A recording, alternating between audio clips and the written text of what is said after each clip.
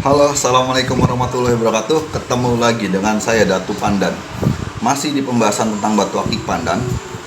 Tema pembahasan kali ini adalah bagaimana sih cara memotret batu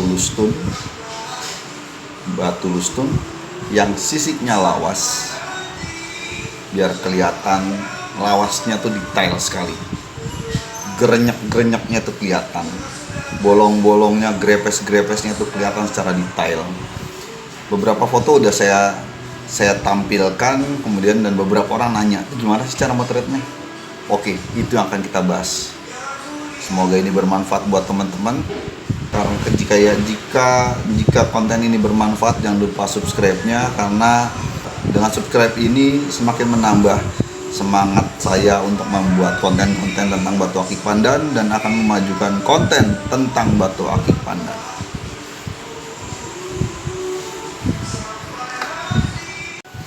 Oke, prolog dulu. Ketika kelas bebas lawas yang diperkenalkan sekitar 2 atau 3 tahun lalu itu berkembang, teman-teman motret tuh. Nah, di foto, batu itu difoto kemudian diupload. Saya cuma ngeliat bebas lawasnya nggak kelihatan ya, lawas sisiknya, lawas itu nggak tampak kelihatan ya. Nah, gimana sih caranya sih supaya sisiknya itu bisa detail? Gimana sih caranya supaya sisik lawasnya ini bisa detail terlihat di foto kita? Break dulu, azan. Soalnya kalau kita bisa ngasih lihat detail sisiknya, hancurnya, remuknya, nipisnya, itu bakalan oke banget. Orang-orang ya akan percaya lah, oh itu memang batu bebas lawas gitu. Dibandingin kalau misalnya kita nggak bisa motretnya, sisik-sisiknya kelihatan putih-putih gabung sama sisik-sisik teman-teman yang lain, ya orang nggak akan percaya bahwa batu itu, wah itu batu bebas lawas. Lo dari mana bebas lawas, orang sisiknya aja nggak kelihatan, hancur-hancurnya, remuk-remuknya, grepes-grepesnya, bolong-bolongnya, berurat berakar nggak kelihatan. Gimana kita mengaku itu batu bebas lawas gitu. Nah, atas dasar itu saya coba-coba tuh motret gimana cara ya dapetin ya, gimana caranya bisa detail ya, gimana caranya biar memang cakep itu dapat kelihatan. Di samping dengan cara yang biasa, saya biasanya motret dengan menggunakan lampu belajar aja, ya itu sih bisa terlihat juga. Tapi ada satu teknik yang saya dapat dari nyoba-nyoba terus, nyoba. Yang pertama, teknik motret batu bebas lawas yang menggunakan iketan, itu ada caranya. Nah, kemudian yang kedua, teknik pemotretan batu bebas lawas yang lustun.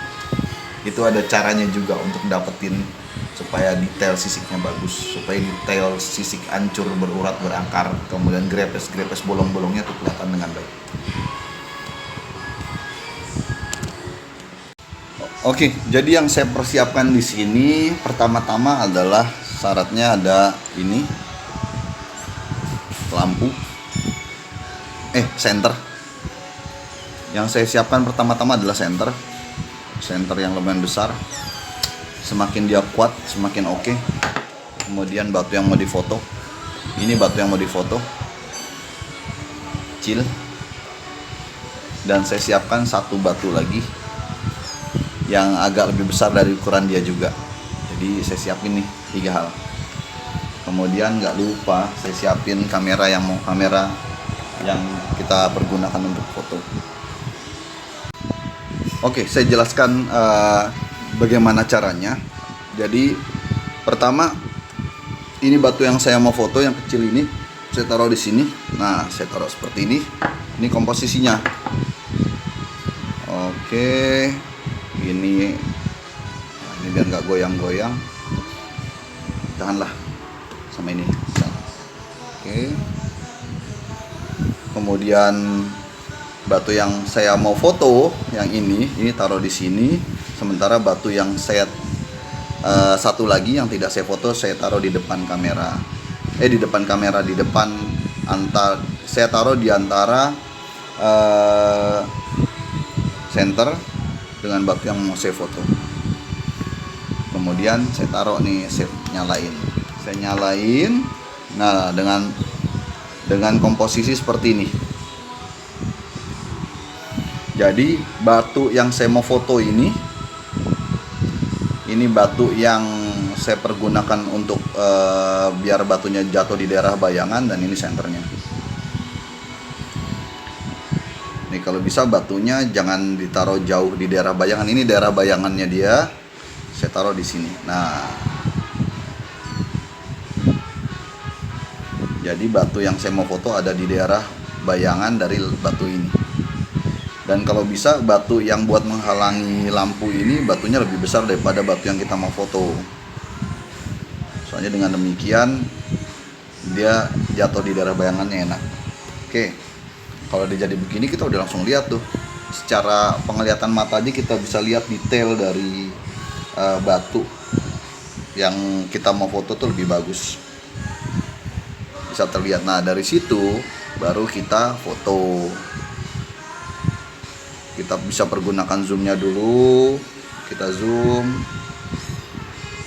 Bentar, ini jaraknya terlampau dekat ini. Saya geser sedikit kameranya. Oke, saya zoom. Nah,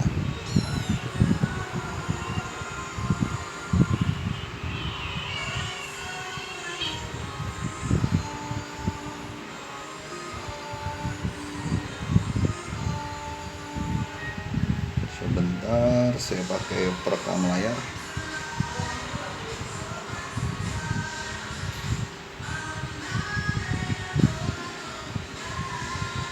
Nah, ini saya siapkan kameranya juga. Ini saya zoom nih di sampai 1,7. Oke, saya turunkan brightness-nya sampai turun banget, baru saya foto. Nah, seperti ini. Jadi oke, begitu caranya. Saya udah kasih lihat ke teman-teman. Yang perlu diperhatikan adalah dari teknik motret seperti itu, satu, untuk mendapatkan hasil yang baik, beberapa yang harus diperhatikan adalah satu, lampu senter yang digunakan harus cukup kuat, cukup besar cahayanya. Terus yang kedua adalah pergunakan dua batu lustun. Satu batu lustun memang batu yang kita mau pakai, sedangkan batu yang lain adalah batu yang berada di antara center dan batu lustun yang kita pengen foto. Jadi dia ditaruh tengah-tengah, dan batu yang ada di tengah-tengah nggak boleh lebih kecil daripada batu yang difoto. Jadi batunya harus lebih besar sedikit, jangan sampai besar banget juga. Kalau besar banget ketutupan nanti malah batu yang kita mau foto, cahayanya nggak dapet. Terus yang ketiga yang perlu diperhatikan, pergunakan zoom. Jadi kalau misalnya batunya terlampau kecil kayak batu saya itu dimensi 1920, kita pergunakan zoom. Terus untuk batu yang besar bagaimana? Ya pergunakan zoom juga sih sebenarnya, cuman nggak sampai maksimal. Saya biasanya taruh zoom di angka 1,5 sampai 1,9. Tapi saya juga pernah pergunakan zoom di angka 4, maksimalnya HP saya tuh 4. Tapi yang perlu diperhatikan ketika kita melakukan zoom di angka 3 sampai 4 adalah itu akan membuat shake, akan membuat tangan kita lebih bergoyang. Goyang sedikit aja udah kelihatan di zoom 4. Jadi kalau memang kita mau pergunakan zoom, kita pengen dapat detail batu kita secara maksimal, perhatikan tangan kita jangan sampai shake. Kalau misalnya tangan kita bergetar ya gambarnya juga burem. Terus biasanya dengan zoom sampai 4 itu terjadi penurunan detail dari gambar. Terus bagaimana dengan lampu sekitar kita? Lampu sekitar kita nggak masalah, asal bukan outdoor. Soalnya kalau outdoor dan cukup kuat cahayanya di siang hari, cahaya lampu akan kalah. Cahaya lampu dari senter akan kalah. Jadi idealnya yang enak adalah motret dengan teknik seperti ini adalah indoor. Karena lampu indoor sekuat-kuatnya ada jauh di atas, dan akan kalah cahayanya dengan cahaya lampu senter yang lebih dekat. Itu yang perlu diperhatikan. Kemudian yang perlu diperhatikan yang lain adalah ketika dapat, kita kan pengen detailnya kelihatan banget nih. Jadi saya turunin tuh brightness-nya, saya turunin gelap terangnya sampai batas yang terminim. Kalau kita cuman klik dapat mungkin detail sisik-sisiknya terlihat, tapi kurang, saya bilang masih kurang oke. Dibandingkan kita sampai turunin tuh brightness turun sekali, jadi sisik-sisik yang ada itu ya memang nyala, yang gelap jadi gelap banget, sisik yang terang kena cahaya lampu jadi nyala. Itu yang membuat batunya itu menjadi lebih eye-catching, lebih terlihat, sisiknya lebih menjadi detail, sisik bebas lawasnya, grepes, bolong, kemudian berurat, berakar dan lain-lainnya, menipisnya akan lebih terlihat. Gitu. Tapi memang yang perlu diperhatikan adalah kembali, di samping main behind the gun harus didukung sama HP-nya juga. Saya nggak bilang HP yang mahal menjadi hasilnya lebih bagus, enggak, karena saya lihat beberapa HP yang sekarang, HP yang mahal itu dalam tanda kutip lebih banyak menggunakan teknik-teknik beauty, teknik-teknik cantik, karena itu memang yang beauty shoot gitu.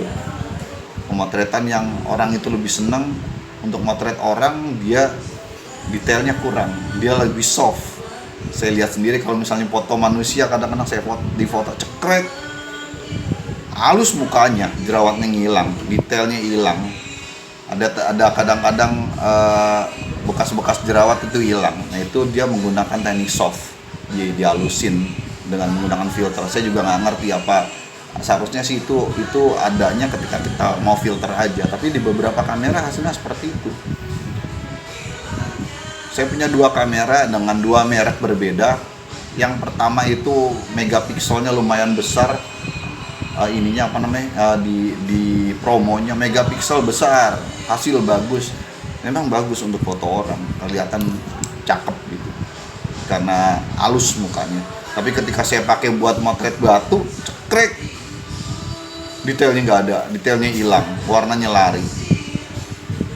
Untuk motret batu sampai sekarang saya masih menggunakan HP yang lama, yang agak jadul, dengan harga yang lebih murah, padahal dengan spesifikasi yang lebih rendah. Dari segi motret, megapikselnya rendah lah, nggak kayak yang saya punya baru, tapi hasilnya lebih bagus. Oke, demikian dari saya, semoga ini bermanfaat. Wabillahi taufik wal hidayah. Wassalamualaikum warahmatullahi wabarakatuh. Salam pandan selalu dijari.